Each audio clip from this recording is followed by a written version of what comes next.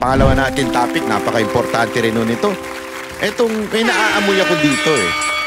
Ngayon, parang merong propaganda machine o parang may firm na merong bumabanat kay Chis Escudero para yung perception kay Chis Escudero masira at para yung mga tao, lalong-lalo na yung mga senador na boboto kung sino susunod na maging Senate President, medyo maapektuhan na gawin pa ba nating Senate President yan si Chis Escudero?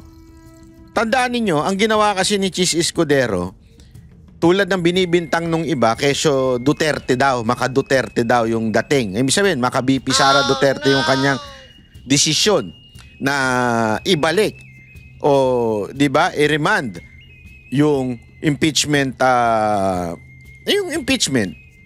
article. Pero kung titignan mo mga kababayan, hindi naman po Bakit? Mismong Supreme Court merong merong nakialam na.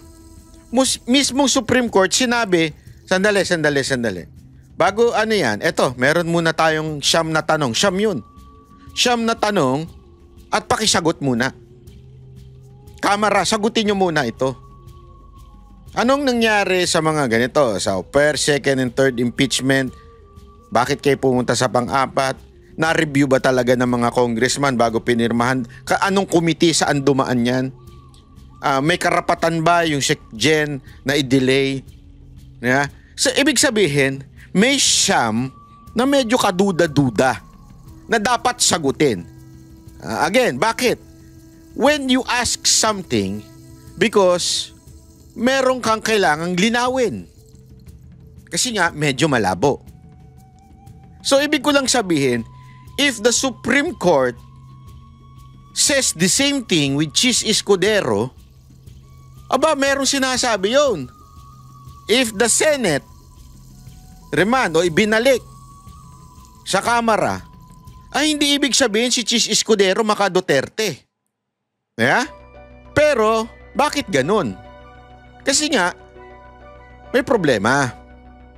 Pero anong kulay na ipinapataw nitong mga congressman natin, mga prosecutor, mga dilawan, mga komunista, mga terorista? Anong pinapataw ngayon dito kay Chis Escudero? Mukhang merong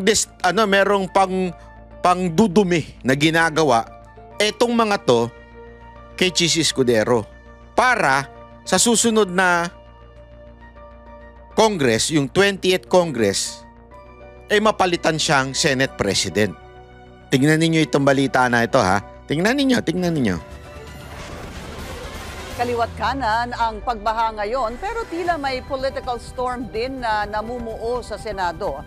Si SP Chis Escudero nagsingit umano ng bilyong-bilyong piso sa 2025 national budget. Karamihan ng pondo inilaan daw sa mga questionableng flood control project. Narito ang exclusive agenda report ni Dexter Ganibe ng Abante Radyo. Baha sa Metro Manila, baha sa iba't ibang lugar sa Luzon, Visayas areas at sa maraming lugar sa Mindanao. Bunsod ng mga pag-ulan na dala ng habagat na pinalakas ng nagdaang bagyong Krising. Ito, halatang kwento ito Halatang ito may karga At bumabaha rin sa insertions ang 2025 General Appropriations Act o ang budget ng gobyerno ngayong taon. Sa dokumentong hawak ng Politico.com, rumaragasang parang baha ang insertions na ginawa noong nakaraang taon para sa 2025 budget. Abot sa higit 142.717 billion pesos ang kabuang insertions na inilaan para sa flood control projects, pag-aayos ng mga kalsada at tulay at ilan pang infrastructure projects. Nangyari ito noong 19th Congress kung saan Senate President si Chis Escudero. Sa record na hawak ng Politico.com, pangalawa ang sorsogon sa pinakamalaking pinaglaanan ng infra projects na galing sa Politico.com. Naku po, alam na natin yan.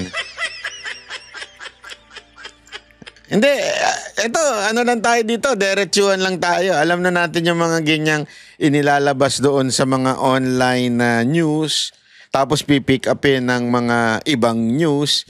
Na? Ito, tandaan ninyo ha, I'm not justifying insertion. As a matter of fact, I don't like insertion. Ano yung insertion? Yung isinisingit. Magde-deliberate, magbabaycam, tapos biglang isinisingit during the bycam yung mga ilang budget. Okay? Alam nyo, matagal nang ginagawa yan ng Kamara at ng Senado. Matagal na. Kopong-kopong ginagawa na nila yan. And I'm not justifying it. But, ngayon, parang may diin. May biglang diin na sandali. Ito na naman tayo na parang ina-isolate natin yung case kay Chis Escudero lang. Parang ganun Parang bagang matagal na may confidential funds. Yeah? Merong ganitong batas na hindi pwedeng sabihin yung kusino, kaya nga confidential funds Tapos biglang in-isolate yung kay VP Sara Duterte. This time, matagal ito mga insertion na to. Biglang hinukay at biglang in-isolate si Chis Escudero. Again alam ko we have reservation on this. Ako, hindi ko rin kursunada si Chis Escudero Hindi ko rin kursunada yan. Hindi ko sinasabing kursunada ko yan. Pero may naaamoy akong iba. Eto, tuloy lang natin. Abot ng 9.136 billion pesos. Sa nasabing halaga, 1.165 billion ang inilaan para sa flood control. Nakasaad sa page 719 ng 2025 GAA. Ilang proyekto kaugnay ng flood mitigation at flood protection projects ang pinaglaanan. Ganun din ang construction ng seawall sa ilang coastal areas. Dating gobernador ng Sorsogon, si SP Cheese. Sinubukan natin siyang kunan ng pahayag o komento, pero hindi pa ito tumutugon. Pero una na niyang idinipensa ang nasabing usapin noong Hunyo. May mga proposed amendments ang mga senador at ang mga mambabatas sa Kamara man o sa Senado na dumaan sa proseso ng amendments. Kung saan mang lugar yon, nakalagay naman sa budget lahat. Pinakamalaki namang budget ang nailaan sa mga infra projects sa Bulacan na aabot sa higit sa 12 billion pesos, kung saan 2.9 billion dito ay para sa mga proyektong may kinalaman din sa flood control. Ilan lang dito ang mga flood control structure sa San Miguel at Nakawayan Rivers, Ugo. Ako, agree ako dito na punahin yung mga project sa flood control. Pero sandali, lahatin natin. Wag lang yung Huwag lang yung tatama kay Escudero. Lahatin natin. Ang dami dyan sa kamera Ang dami sa kamera. Mas marami nga sa kamerang insertion Bakit ito ang pinupuntirya natin ngayon? Napapaghalataan, be. Creek sa Balagtas, Bulacan, revetment wall sa San Rafael at Pandi, Pulilan, Bukawi at Malolos City. Pero sa statement na binigay ni Senator Joel Villanueva, umaasa siyang totoo ang lahat. Dahil taliwasan niya ito sa sinabi sa kanya ng District Engineer ng Bulacan DPWH. Nakakanda raw niya itong tanungin sa isasagawang budget hearing sa mga susunod na buwan. Ayon kay Villanueva, hindi siya kasama sa liderato ng Senado noong pandayin ng 2025 national budget. Bukod sa Bulacan at Sorsogon, kasama sa top 10 na lugar na nakinabang sa umano'y 2025 budget insertions sa ilalim ng pamumuno ni SP Cheese, ang Mindoro, Batangas, Davao, Misamis Occidental, Quezon Province, Valenzuela City at Cebu. Marami rin sa mga proyektong pang-infrastruktura na nakasaad sa 25 GAA ay pawang nauulit lang at kinatay-katay ang isang kahabaan ng kalsada at pinaghiwa-hiwalay na magkakaibang proyekto na may kanya-kanyang budget. Para sa agenda, Dexter Ganibe, Abante Radio. Naka? Nuligsa ni Senator Tito Soto.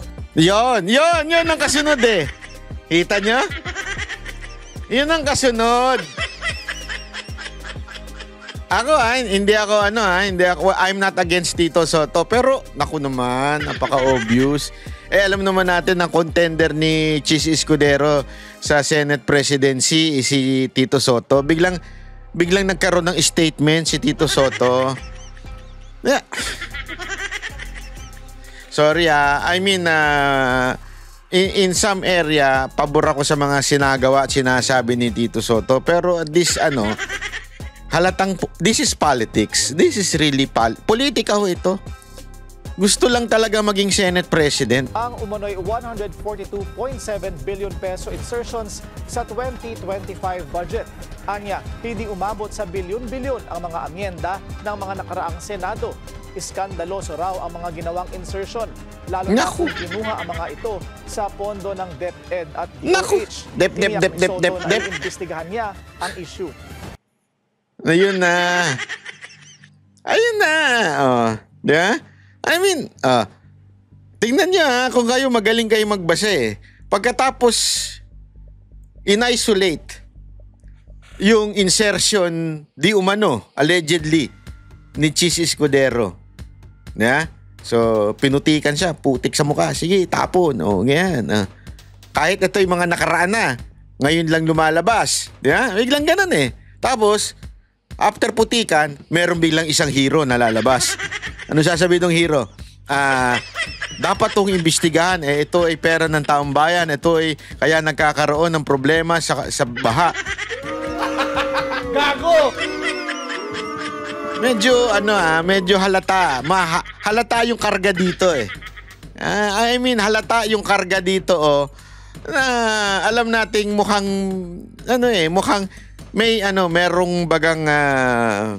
merong ginagawang hindi maganda.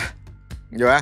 May ginagawang operasyon laban kay Chis Escudero. Again kita mo naman, binabanata natin yung Chis Escudero tagadala ng champagne glass. Pero napaka-obvious. Sana matuto tayong makiramdam magbasa ng galawan sa politika. Ito'y halatang politika. Dahil tingnan mo. Ito, ipubusta ko sa inyo. Pagkatapos ng maideklara kung sino ang manalong Senate President, wala na itong issue na to. Wala na to.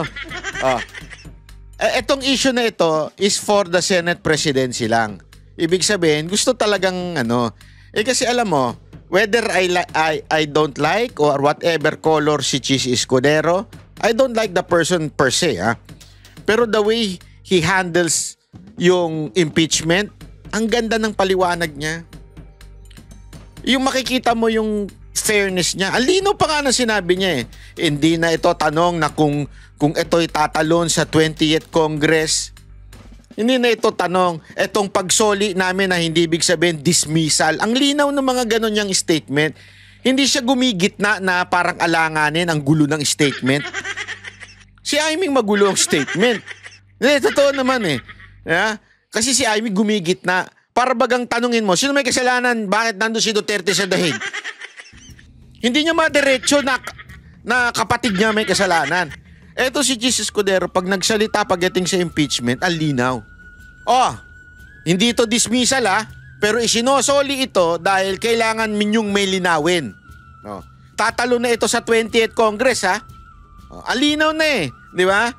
Pinagbibigyan niya both sides. Kaya mas gusto ko yun yung handling. Kasi remember, ang pangit na naman pag lutong Macau. Alam niyo yung lutong Macau?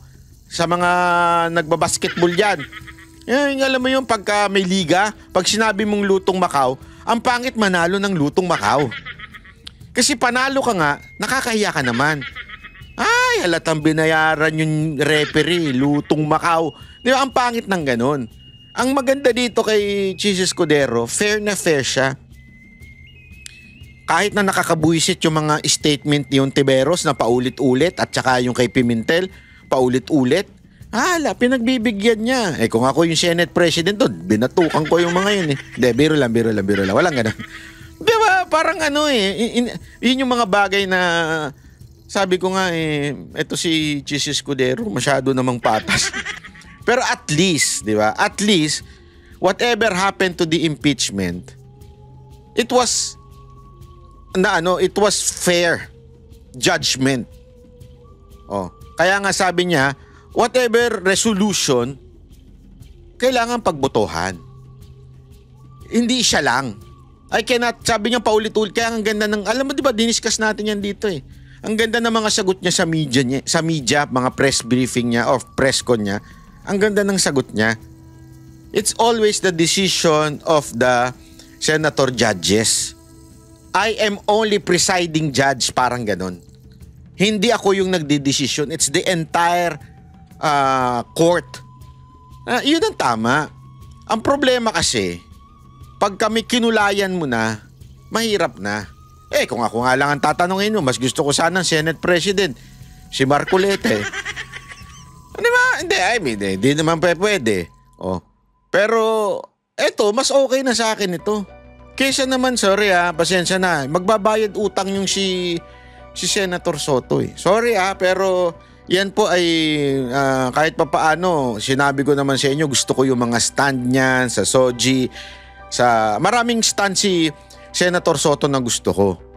Pero ako, naniniwala ako na hindi siya dapat ang maging Senate President. Kasi nasa kampo siya ng Marcos, halatang halata. Magbabayad utang na loob yan. Pag panahon na siya ay natungtong na dyan at paghingan siya o singilin siya ng presidente. Kasi nga nandun. Kaya nga mas fair kung ito. Yeah? Ang atin lang naman, huwag kang kumiling sa mga Duterte senators. Just give a fair judgment sa impeachment at sa mga issues. Yun lang naman. Sana magano tayo, magmatsyag tayo sa issue na ito dahil napaka-importante nitong issue na ito. Mabigat po itong issue na ito. Tandaan natin, for how many years? 3 years siguro. Most likely kasi after 3 years, presidente na si VP Sara Duterte. So kahit pa paano kung sino yung babasbasan niyang Senate President, yun ang magiging Senate President. Pero 3 years pa ito 3 years pa po itong itong darating na 2025 to 28. So dapat magkaroon tayo ng isang patas na Senate President. Kasi alam naman natin, sa lower house, kanila na yan. Given na yan. Walang gagawing matino yan para sa bayan. Talagang para lang sa sarili nila yan. So sana naman itong Senate President, para talaga sa patas, di ba? Patas naman, kita nyo nga, kasama pa nga ni Lisa Marcos madalas yan. Patas naman at least ito, sa akin lang po ngayong araw na ito, nako, mapapag-iwanan ka ng mga issue. Alam mo, matindi pa naman yung mga issue ngayon, lalo na ngayong tagbaha. Alam mo naman, baka mamaya ngayong baha, biglang merong makuha silang buto dyan. Tapos ibintang na naman nila sa mga di umano, mga sabungero at saka kay Pangulong Duterte, war on drugs. Alam mo naman yan magkakakonekta yan. Lahat ng mga masamang nangyayari sa Pilipinas, konektado yan mula doon sa buto, mula doon sa baha, mabunta doon sa Dolomite, hanggang sa mga sabungero, lahat ng kasalanan ni Duterte. Konektado lahat yan. Sabi ko nga sa inyo, kahit yung mga iniwan ng jowa, yung mga boyfriend yung sumama sa mga puta, kasalanan nun ni Duterte yan. Yung mga nangaliwa ninyong mga nangalunya na mga asawa ninyo, kasalanan ni Duterte yan. Hindi, alam mo, walang biro Itong issue sa Sabong, masyadong mainit at kita mo kaliwat kanan ng ang naridinig nating balita. At alam mo yon, para bagang merong kumukumpas. Parang ganun di ba? Kasi alam mo, mga kababayan, madali mo namang ma-discern kung ang isang bagay ay organic o merong bagang sinusundan o may script na sinusundan. Alam nyo, matagal po akong nag-oobserba patungkol po dito sa issue ng Sabong at hindi tayo agad-agad nagko-komento dahil unang-una sa lahat, alam nyo naman po ako po ay anti-gambling, anti-sabong, lahat ng ayoko po ng ganyan. Kasi ako naniniwala, dapat ang swerte mo, the more you work, the luckier ka magiging sa buhay mo. So hindi talaga ako pabor sa kahit anumang gambling. Kaya hindi ko masyado yung interest ko, hindi masyado dito sa issue na ito. Ngunit nung unti-unting nakikita ko na sandali, there is something wrong. Kahit kayo mga kababayan magtataka kayo, ang issue ay yung Sabong, ang ending nandun sa buto. At yung buto may kinaugnayan sa war on drugs. At yung war on drugs, kasalanan ni Duterte. Para bagang sabi ko, sandali. Yung nga lang pagkuha ng mga buto, medyo naaano na ako dun parang ang tagal na nito. Mantakin mo yung buto, hindi naging abo. Eto na lang. Magbabad kayo ng kahit na ano sa tubig. Di ba? Lalo na pagka, kahit nga malinis na tubig, pag tumagal-tagal yan, talagang unti-unting mag-deteriorate yan, di ba? How much more yun dun sa tubig doon, alam naman natin ang alam ko pagka mga ganyan tubig, lalo na malapit sa bulkan, medyo acidic yan, di ba? Pero hindi natutunaw. Abay, medyo matindi. Tapos, ang problema mga kababayan, tayo po mahilig pa naman tayong pumunta sa Tagaytay. Naku, favorite ko yan. Tagaytay is the place to be para sa akin. Kasi malapit, at the same time, malamig, at higit sa lahat, masarap ang mga pagkain dyan. Yung bulalo. Alam mo yung chinuchup-chup na gano'n na bulalo? Tapos yung mga tawilis. Yeah? Ang sarap niyan bulalong may tawilis. Naku po! Kahit nagda-diet ka, talagang mapapakain ka niyan Tapos may kasama pang tilapia. Dahil doon sa buto, abay walang niya. Para tuloy, kahit gusto mong kumain, para tuloy kung ano-ano naiisip mo. Di ba? Aminin na natin, nasira yung industriya dyan ng tawilis at saka ng tilapia dahil po dyan sa buto-buto na yan. Pero again, sabi ko sa inyo, hindi ko po ugali ang magmagaling, magmarunong. Kaya ngayon, pag-usapan natin itong sabong, sa mata ng isa sa mga napakatalinong tao, may karanasan sa gobyerno, at higit sa lahat, ito, matao na ito ay hindi naman po ito maka-Duterte. Inamin niya, sinasabi niya, di ba, na tinanong siya kung siya ay DDS. Hindi siya DDS, as a matter of fact, sumalang ito doon sa kampanya ng mga Pinklawan, di ba? So, wala ho itong hindi niya ho pinoproteksyonan ng mga Duterte ever. Pero ang ganda ng kanyang paliwanag patungkol po dito sa sabong-sabong issue na ito. Na mas maganda ang pakinggan natin para wala akong kulay. Di ba? Wala akong kulay na ipinagtatanggol ang mga Duterte. Pakinggan po natin yung kanyang paliwanag dito sa sabong. At alam mo, nakakatuwa itong abogado na ito at isang batikang kilala ho talaga ito pagdating sa politika. Panoorin po natin to. There's one thing talaga, Commissioner, that I want to know your thoughts on. This double A atong ang thing and dismissing sabongeros and this EJK thing now, the whole shebang of the DOJ getting into it. What's your thought on this? I think this alias Dondon is a stooge. This is Totoy, no? Tama ba yan? I think he's a stooge. This is Alam mo ibig sabihin ng the stooge. Basta ang alam ko, the three stooges. The stooge, alam mo ang ibig sabihin niya, na meaning niyan, may sinusunod, merong script, merong kumukumpas. In other words, parang may master. O sa madaling salita, kung lalagay natin sa layman's yan, para bagang lang yan, isang alila. May master na sinusunod o may script na sinusundan. Parang gano'n ang sinasabi ni Attorney Guanzon. Kasi parang somebody's pulling his strings. I just watch the news, okay? Personally, I'm not siding with anyone. It's just as a lawyer, I look at his story, and it's, first he says, well, remember that this guy was arrested for kidnapping of people, 4 years ago. And he's out on bail now, right? Okay, so yes, now yes, he's out on bail, and apparently the same evidence will be used to pinpoint him as one of those responsible for the murder of these missing Sabongeros. All right? So his story is that he's not the mastermind. His story is that Charlie Atong Ang is the mastermind. And therefore, under the law, he should be absuelto because he is not the most guilty.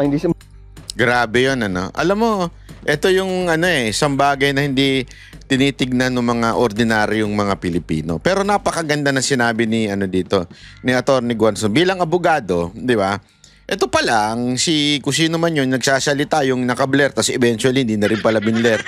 Ang gulo-gulo din ng balita na yun, ano? Nakaka-irita yung mga media, no? Pa-blur-blur pa, tapos eventually papakita rin pala. Ano yan, PBB? Hindi, ito nung una, nung pinapakinggan ko siya, masyadong detalye, yung pala, nahulid pala siya. Out of bail daw, according to Attorney Guanzon. So, ibig sabihin, itinuturo niya ngayon yung di umanong mastermind na si Atong Ang. So para bagang sinasabi niya, hindi ako ang may kasalanan. Meron pang pinaka-mastermind. Under our law, pwede ka maging star witness as long as hindi ikaw yung may kasalanan. Ito, papaliwanag ni attorney. So, hindi siya. Mr. Ang is the most guilty, all right? So, at the same time, he is saying that he came out because Atong Ang wants to kill him and his entire family. So I saw him crying, no? And grabe yun. I saw him crying. Ha? Madam, you show Gen Z, I saw him crying. Ha? Hindi, may punto yung sinasabi ni attorney dito na talagang merong tama di ba? Kung ikaw nga naman, halimbawa pinagbintangan ka, nahuli ka na, gusto mo makalusot, parang ganun ang sinasabi ni ma'am dito gusto mo makalusot, magturo ka ng isang tao na mas pinaka-mastermind para ikaw na maging star witness. So, I'm not saying ito yung sinasabi nung lalaki o ito yung dahilan ng lalaki na yung witness. Pero para bagang sinasabi dito, yun ang pinaka-way out mo dito. Yun ang pinaka-solusyon mo dito. Magturo ka ng mas malala. Magturo ka ng ito talagang may kasalanan at mastermind. Yeah? Tapos, maabsuelto ka. Parang ganun ang sinasabi ni Attorney Guanzon dito. In a perspective of a lawyer. So that could be the motive of that witness. Ibig sabihin, maaaring ito ang motibo ng witness. To save his ass, o isave niya yung sarili niya at magturo siya ng iba na mas malala. So paano niya gagawin yun? Kailangan magbigay siya ng pangalan at magdetalye siya na mga nangyari na nagpapalala para mailigtas niya yung sarili niya. Yun ang maaaring motibo. Pero hindi ko sinasabing yun ang motibo ng lalaki. Pero yun ang maaaring motibo. every time he opens his mouth, he is less credible because every day, or almost, he's implicating somebody else. That's right. First, Gretchen Barreto, who is an investor in this Lucky Star game, That's right. online sabong. And then, a general, which later he had to... He recanted. He took it back. He Yeah, took it because back, the general got mad. Alam mo, grabe yan nakita ko yung general na yan. Sabi niya, hindi, tutuluyan ko yan. Hanggang hindi alam ko, parang sabi niya gusto niya mag-public apology. Kasi doon niya ako na-weirdohan Sabi ko, bakit ganyan yung kung ikaw ay witness at talagang kumbinsido ka, kasi pag nagsalita siya, kumbinsido siya na ito ang mga pasimuno niya, ito may general, may senador, may ganito. Ang dami niya sinasabi. Kaya nung una, hindi ako makakomment kasi sige nga, antayin nga natin sino ba yung artista na yan, sino ba yung senador na yan, pwede ba makachismis dyan, o sino ba yung mataas sa PNP. Tapos, nung nabanggit na, biglang bumawi. Abay, matindi pala ito, parang kwarta o kahon. Sa mga matatanda na dyan, alam niyo yung kwarta o kahon? Yung bumabawi, kunwari, kwarta, yun ang gusto mo. Biglang, hindi pala, kahon na lang pala. Ganon. Parang ang bilis bumawi, di ba? Then a counselor called Alvin, who said that he did not really say that that Atong Ang had him ambushed. And then now, recently, I think yesterday, he said that Attorney Carol Cruz, who is director of the Pitmaster Foundation is also one of the conspirators. Okay, so you have someone who is saying all of these people, 34 of them, were murdered on the orders of Atong Ang, and all of these people that he mentioned have conspired. And when he was asked, how do you know that they conspired? He said that because there was a meeting and they were all present, Gretchen, engineer so-and-so, and sabi ng etc. Alpha Group. Oh. And then Atong Ang said that those who are in favor of having this Tiope Sabongeros killed, raise your hands. And he said that Gretchen raised her hand, you know? I mean, Gretchen... Alam mo yung kinikwento, parang daw nag-meeting lahat ng mga nasa A-list. Yung A, Alpha list. Diba? Yung mga nandun yung mga bossing, nandun si Gretchen, nandun yung mga general, at saka tatanungin daw ni Atong Ang, sinong gustong patayin ito? Itaas ang kamay. Kaya tumatawa sila dito eh. Kasi nga, parang pampelikula. Di ba? I mean, ewan ko medyo ako dun eh. Parang, hindi mo na kailangan ipamiting kunwari kung may gustong patayin itong isang taon to. Di ba dapat very, very secret yun? Hindi na kailangan, meeting tayo lahat halimbawa, Banateros, magpapamiting. Sinong gustong tanggalin si Jay Guevara? Taas ang kamay. Hindi ganun eh. Di ba? Magkakaroon muna yan ng ng bulong-bulungan. Tapos, lalo na pagpapatayin. Muntakin mo, papatayin. O sinong gusto? Patayin na natin to. Busin na natin sila. Taas yung kamay nyo. Parang ikaw, kung ikaw yung isa sa mga nando sa listahan, di ba medyo ilag ka? Maaring hindi mo kontrahin. Maaring narinig mo. Sinabi ko ni Atong Ang, ganito ang plano natin. Maaring narinig mo. Tapos hindi mo na nakokontrahin. Pero ibig sabihin, gusto mo. Pero yung tataas ka pa ng kamay, gusto kong patayin yan. Parang yun kaya sila natatawa dito eh. And with that face, can get away with murder, right? But, I mean, is she gonna raise her hand to have somebody murdered? Parang it's incredible that when you want someone killed, you're gonna have a meeting. It's too Hollywoodish. No? When I want somebody killed, Hollywoodish tindi nun malupit. Why will I call a meeting? Ayan, yan. Ako po. Wait lang Baka mamaya may yan eh. Yan tugtog na gayaan eh. Merong copyright yan eh. Delicates, di ba? So, wait Tuloy. Ipa-commercial pa kasi. Tuloy-tuloy na lang. And then, joke lang naman. Ang ganda ng discussion nila dito ni Jojo A. No, it's not done. Okay? And, so every day he implicates somebody and then he retracts, and because precisely he has to pin down Atong Ang so that he can go scot-free. But hovering around this alias Dondon, there's General Torre, who encouraged him to come out, and then there's of course Secretary Remulla, who said that we will get to the bottom of this lake. Literally, we will get to the bottom of Taal Lake. Okay. And At ang bilis Hindi ako. Kasi sabi pa nila, di ba, hihiram pa sila ng gamit sa ibang bansa. I think Japan pa ata yun eh. Para pero kinabukasan, ilang araw lang, mga 3 araw lang, nahukay na nila sa ilalim ng shit. Iba talaga. Ibang level ang gobyerno to. Parang yung paghuhukay na ginawa sa KOJC. Kaya may heartbeat. Ito naman, may buto. Kaya medyo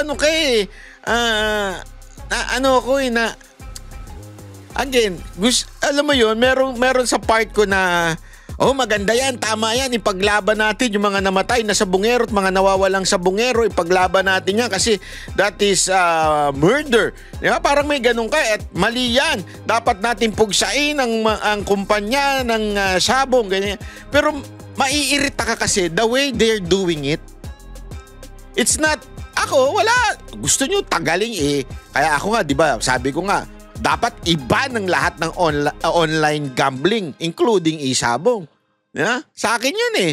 Pero, yung the way you're doing this, parang funny. Nakakatawa. Yun ang ano eh. Parang niloloko nyo ba yung tao? ay, nako. Pinpoint who did this.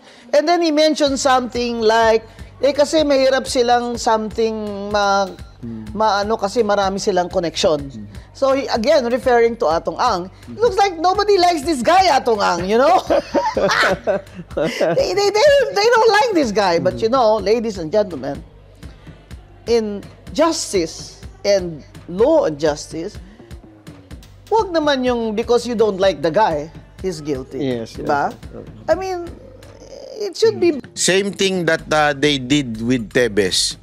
Alam natin it's because parang ang dating kay Tebes, di ba? Yung bad boy. Ano? Kasi nga, alam mo, kaya nga kung papansin niyo, di ba? Yung simbolo ng justice system o yung mga husgado, yung judge, nakapiring ang mata. Tas may hawak na timbangan, di ba? Bakit?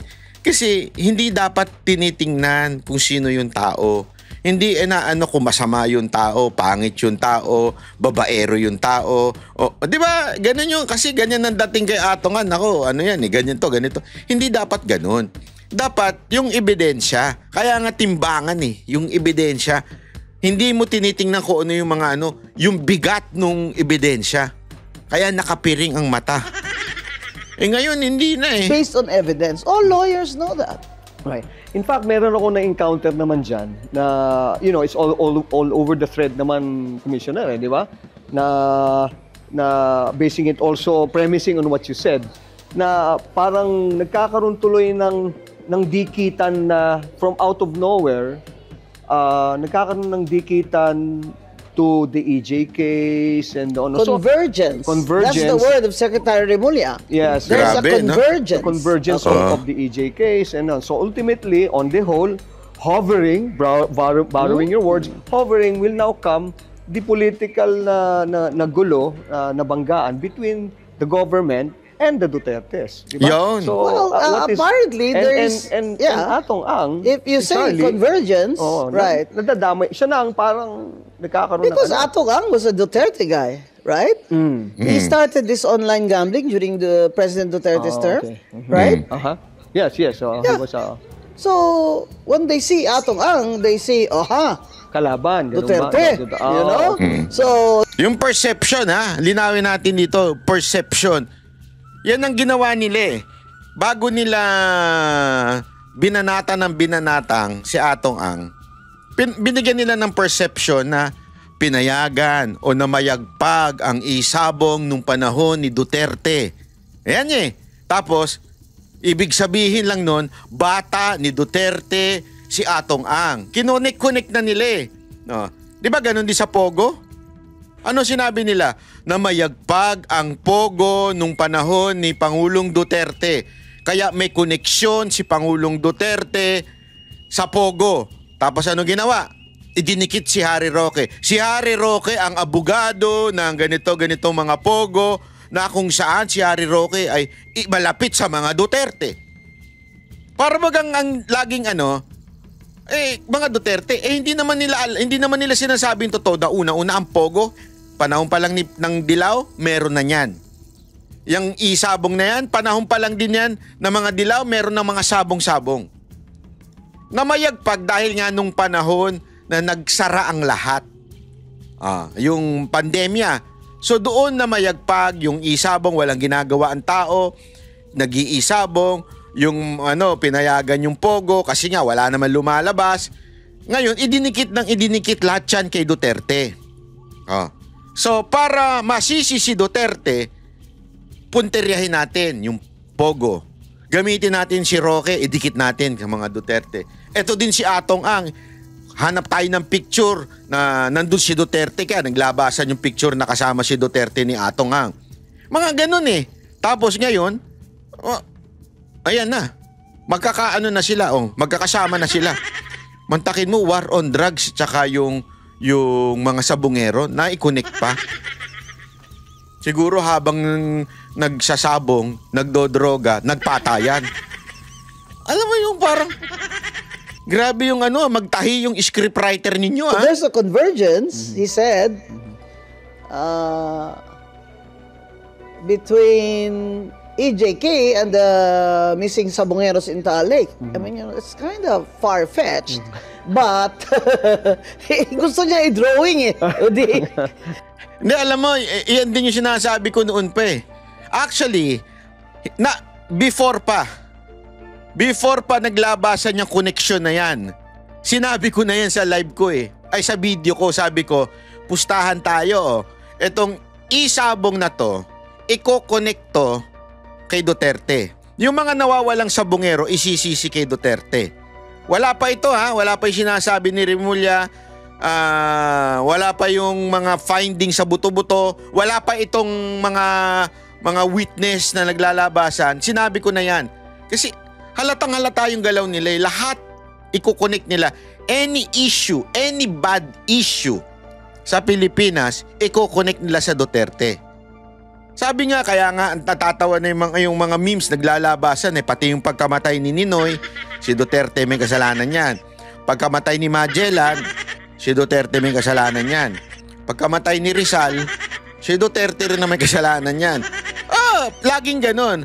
Kaya nga ito, nung narinig ko ito, sabi ko, hindi lang pala tayong nakapag-isip nito. Mismong isang profesional, matalino, na abogado, ay naisip din ito. At higit sa lahat, hindi ho ito Duterte supporter, ha? Pero naisip niya na talagang katawa-tawa naman yung pagdikit kay Pangulong Duterte. Medyo, sandali. Out naman masyado. Parang ang layo naman yun. Nawawalang sabungero, namatay na sabungero, naging EJK na. Parang, ano ba? Kayong mga nasa gobyerno, ayusin nyo naman yung story nyo. Kumuha naman kayo ng batikang scriptwriter. Gusto niya talagang i-drawing. So, I'm still waiting for his affidavit, this alias Dondon. But So hindi pa kompleto there's no talaga. affidavit. Wala pa, up to now. Not Wala that pang- I have seen in the news, there's no affidavit. And in confessions, his confession alone is not enough. It's not enough. It has to be corroborated by another witness. Right. How about the But he doesn't say that in that meeting he was there. hindi niya sinabi. I don't think so. Sabi niya he's just privy. Privy lang siya dun sa meeting na yun. Ganun I ba? don't know because that meeting is a meeting by investors. Oo nga, ano? Hindi niya inamin na nandun siya sa meeting, pero sinabi niya kung ano nang naganap doon sa meeting. Hindi, ngayon ko lang na ikukunik eh. Kasi alam mo, honestly, wala akong interest dito sa issue na to. Wala talaga akong interest dito kasi natatawa ako eh. Natatawa talaga ako eh. At alam ko na kaagad kung ano yung motibo nila sa issue na to eh. Tapos nung pinanonood ko ito si Atty. Gonzo, kasi honestly, sabi ko nga sa inyo, kahit hindi po ito Duterte suporte, isa ho ito sa mga hinahangaan ko pag bumanat eh. Iba to bumanat. Ito talaga ang Baneteras eh. Nasa kabilang kampo nga lang. Pero iba ho ito eh. Tapos yung pinanonood ko nga, ganun ba? Ganun pala yun? Wala siya sa meeting pero alam niya naganap sa meeting? Wala pa palang affidavit na tapos ang ingay? That's the A investors, right? Alpha. Yeah. The And Alpha. I suppose that is a very elite group of rich people. So is it safe to say that it's all politics? It all go na talagang ano ba to? The deeper workings of this is all politics. I think the politics And- came at the end. At the end, I saw an opportunity that this alias Dondon is crying, and well, he lost in the last elections, and Atong Yes, Ang said right. that he donated 12 million to him. He was fine before he lost the elections. Apparently. Talaga? Kumandidato pala ito. Sorry, hindi ko rin alam eh. Pasensya na ho ha. Hindi ko talaga alam eh. Tumakbo pala ito. Okay, sabi niya he was fine before the election. Ibig sabihin, hindi siya nag-iingay before the election. Nung natalo, tsaka siya nag-ingay. Wow! Magkano kayang ginastos niya sa election? Hindi, ako nagtatanong lang po ako ha. Wala, hindi ko alam ha. Kasi malay mo talagang naubos yung pera. At kailangan Kaya alam mo, kaya ako talaga wala talaga akong interest tumakbo sa election. Magiging lang yan baka mabago ka ng election. Maraming ganyan di ba? Yung iba nga natigok pa dahil sa election. Yung iba nagkasakit. Marami talagang may dudulot yan kasi alam naman natin ang gulo ng election sa Pilipinas. After he lost the elections, he's now pinning it on Atong Ang. And then I saw Attorney Lorna Kapunan saying that it was recorded. Yeah. What alias Dondon didn't know was that call of his friend was recorded, that his friend was suggesting to Atong Ang, why don't you just give Dondon 300 million so he will just bring his family out of the country. So that was Attorney Kapunan said, well, that's extortion. And we have the tape of that. Si Attorney Kapunan, I don't know if didn't she, ang sabi is, or chismis lang that she She withdrew. She withdrew Yes. as the counsel for Yes. Atong Ang. That's correct? Yeah. Is that true? I don't think it's because it's a weak case.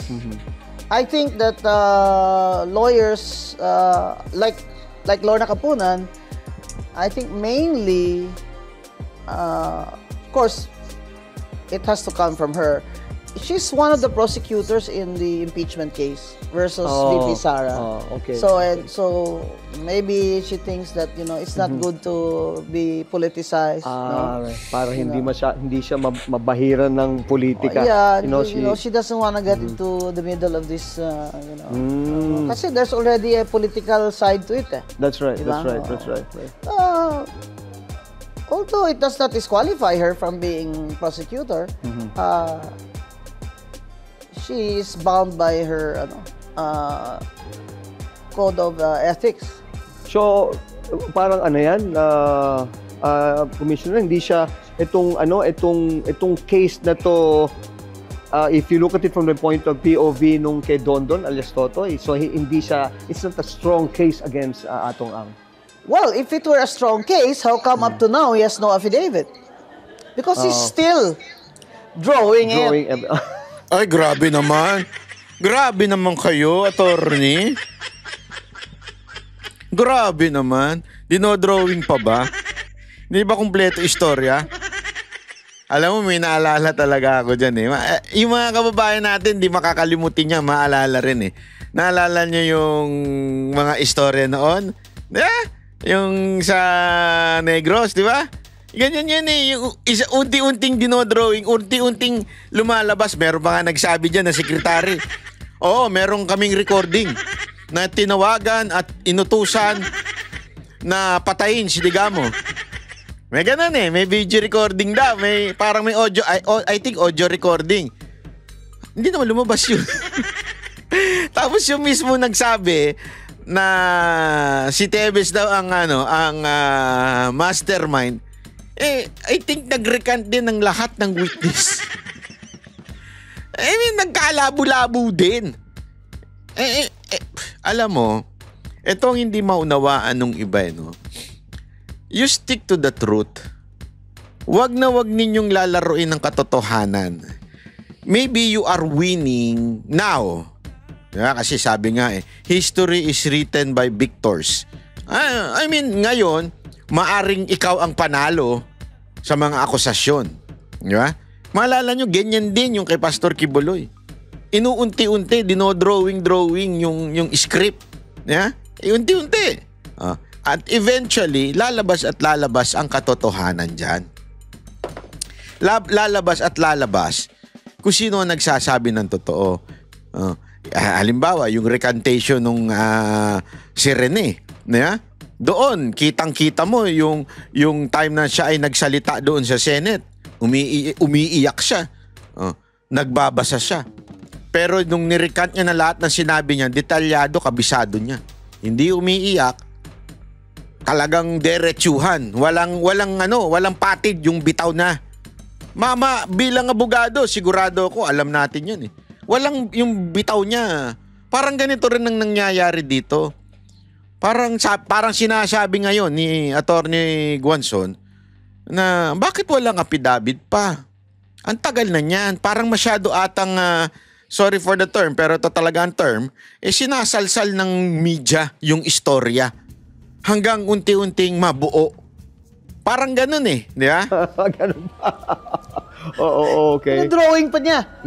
Or his lawyers, or his handlers. Okay? Kasi, But where does the of the DOJ of Secretary Remulla come into play? well, paano kasi they have to wait for Don Don's affidavit and they must make sure there are corroborating witnesses, right? But that's kind of hard to do, because that's an elite group, the alpha investors. You have to have a cock farm. You must be breeding fighting cocks to be able to invest as alpha, so that you can enter your fighting cocks there in the sabong or the derby.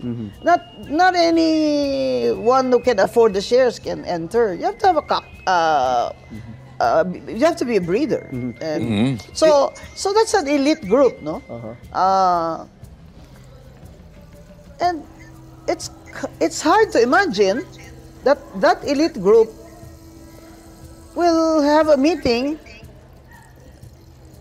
about whether or not they will have this chope sabongero skill, because it's bad for their business. We're not trivializing the grief of their families. Yeah. No. But if he's saying it's Atong Ang was the mastermind, he's got to do better than this story. The trouble is he can no longer backtrack and change his story. Kasi lahat ng media has... nasabi niya na eh. Nasabi niya na. And he mentioned the name of a general who got angry. Oo nga. When the general Tapos got he angry, retracted. yes, he retracted. Yeah. Because he has no evidence. I mean, who knows? He might show a video or what that Atong Ang ordered it or whatever. Pero itong of late, merong ilang beses na yung kanilang so-called expedition there in Taal Lake. I know. Merong nag-surface na may nakita naman na bones. Two bodies daw and Bodies? and No, exactly where- bones. Yeah, bones. Oh yeah, I'm sorry, bones. Na exactly how he said it. So You know exactly where he said where he it would said, be? well, parang lumalabas na it was because of his knowledge about these things na alam nila kung saan hahanapin at saan Yeah, but you know, these Batangueños know, these Caviteños know that Taal was really a dumping ground of these murderers. Governor Vilma Santos has already called for please, sabi niya, sobriety. Because our fishermen are already losing their income. I don't buy tawilis anymore, It's true. And, they dive there every day. And, people know there's there are mga bangkay there, So, again, the question is, there is no crime if there's no body of the crime, right? You're looking for a corpus delicti. Corpus Okay, delicti, but yes. how are you gonna identify these missing sabongeros with the bones? Wala nang bone marrow. You can, if So there's it's no bone longer, marrow, you can DNA. It's not eligible for DNA. I don't know if there's hair there, yes, DNA, but the bones. And then Dr. Fortun is a forensic expert, said that she's worried that the Coast Guard just dumped the bones there on the ground to be contaminated. And so if the evidence is contaminated, how are you going to prove That's right. that nobody else touched it and added the bone of somebody that they can identify? So it just shows you that it's very lousy police work, right? In the first place. Okay. So if they're saying that he's saying that he turned over these men to the police. he turned them over to the police and he didn't know that they were gonna kill them, ganon. Or he turned them over, he left them with this trusted guy, and then he left. So he really didn't see, okay, that they killed him. But he's saying that they killed him. They killed them. Pero hindi naman niya nakita that they were killed.